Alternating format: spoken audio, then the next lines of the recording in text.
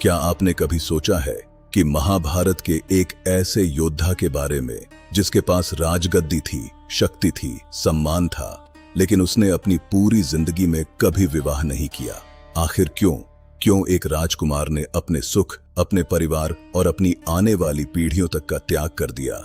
इसका जवाब छिपा है भीष्म की उस भयंकर प्रतिज्ञा में, जिसने उन्हें इतिहास का सबसे महान त्याग करने वाला योद्धा बना दिया। महाभारत के समय हस्तिनापुर पर राजा शांतनु का शासन था। शांतनु के पुत्र थे देवव्रत। देवव्रत कोई साधारण राजकुमार नहीं थे। वे शास्त्रों के झांता थे, अस्त्र शस्त्र में निपुण थे और अपने पिता के सबसे प्रिय पुत्र थे। हस्तिनापुर की राजगद्दी के स्वाभाविक उत्तराधिकारी भी वही थे। लेकिन फिर राजा शांतनु के जीवन में सत्यवती आईं। शांतनु सत्यवती से विवाह करना चाहते थे, लेकिन सत्यवती के पिता ने एक ऐसी शर्त रख दी जिसने शांतनु को असमंजस में डाल दिया। उन्होंने कहा, सत्यवती से पैदा होने वाला पुत्र ही हस्तिनापुर का राजा बनेगा। लेकिन यह कैसे संभव था? क्योंकि हस्तिनापुर की राजगद्दी पर अधिकार तो पहले से ही देवव्रत का था। शांतनु अपने पुत्र के अधिकार को छीनना नहीं चाहते थे, इसलिए उन्होंने सत्यवती से विवाह करने का विचार त्याग दिया। लेकिन एक पुत्र से अपने पिता का दुख छिपा नहीं रह सकता।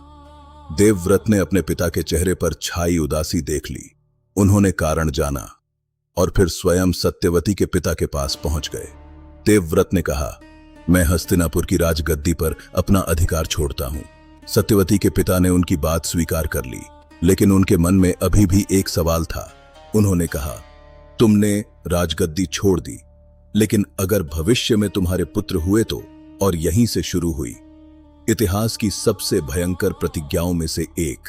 देवव्रत ने सभी के सामने प्रतिज्ञा ली कि वह जीवन भर विवाह नहीं करेंगे, वह कभी संतान उत्पन्न नहीं करेंगे और अपना पूरा जीवन हस्तिनापुर की सेवा में समर्पित करेंगे। सोचिए, एक युवा राजकुमार जिसके सामने पूरा जीवन पड़ा था, उसने उसी क्षण अपना भविष्य त्याग दिया। न विवाह, न संतान, न अपना परिवार और न ही राज सिंहासन, सिर्फ अपने पिता की खुशी के लिए। देवव्रत की इस भयंकर प्रतिज्ञा को देखकर सभी स्तब्ध रह गए। कहा जाता है कि देवताओं ने भी उनकी प्रतिज्ञा की प्रशंसा की और तभी देवव्रत को एक नया नाम मिला, भीष्म, अर्थात भयंकर प्रतिज्ञा लेने वाला। जब राजा शांतनु को अपने पुत्र के इस महान त्याग के बारे में पता चला तो वे भावुक हो उठे। उन्होंने देवव्रत को एक अद्भुत वरदान दिया, इच्छा मृत्यु का वरदान, अर्थात भीष्म अपनी मृत्यु का समय स्वयं चुन सकते थे। लेकिन इस वरदान के पीछे भी एक बहुत बड़ी कीमत थी। भीष्म ने जीवन भर अपने पिता की प्रतिज्ञा निभाई। उन्होंने विवाह नहीं किया, उन्होंने संतान उत्पन्न नहीं की और अपना पूरा जीवन हस्तिनापुर के सिंहासन की रक्षा में लगा दिया। लेकिन जिस प्रतिज्ञा ने उन्हें महान बनाया, उसी प्रतिज्ञा ने आगे चलकर हस्तिनापुर के इतिहास को भी बदल दिया। भीष्म ने अपने जीवन में बहुत कुछ देखा, राजाओं का उत्थान, राजाओं का पतन, कौरव और पांडवों का संघर्ष और अंत में महाभारत का विनाशकारी युद्ध। एक ऐसा युद्ध जिसमें उन्हें अपने ही परिवार के लोगों के विरुद्ध खड़ा होना पड़ा। और शायद यही भीष्म की कहानी का सबसे दर्दनाक हिस्सा है। उन्होंने अपना जीवन हस्तिनापुर के लिए त्याग दिया, लेकिन अंत में उन्हें उसी हस्तिनापुर का विनाश अपनी आंखों के सामने देखना पड़ा। एक पिता की खुशी के लिए लिया गया एक वचन आखिरकार एक पूरे वंश की कहानी बदल गया।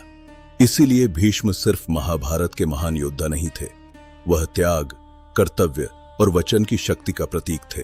लेकिन सवाल अभी भी बाकी है, अगर भीष्म ने वह प्रतिज्ञा नहीं ली होती तो क्या महाभारत की पूरी कहानी अलग होती? शायद। इतिहास का सबसे बड़ा रहस्य यही है। ऐसी ही अनसुनी और रहस्यमयी पौराणिक कहानियों के लिए दिव्य रहस्य को सब्सक्राइब करें।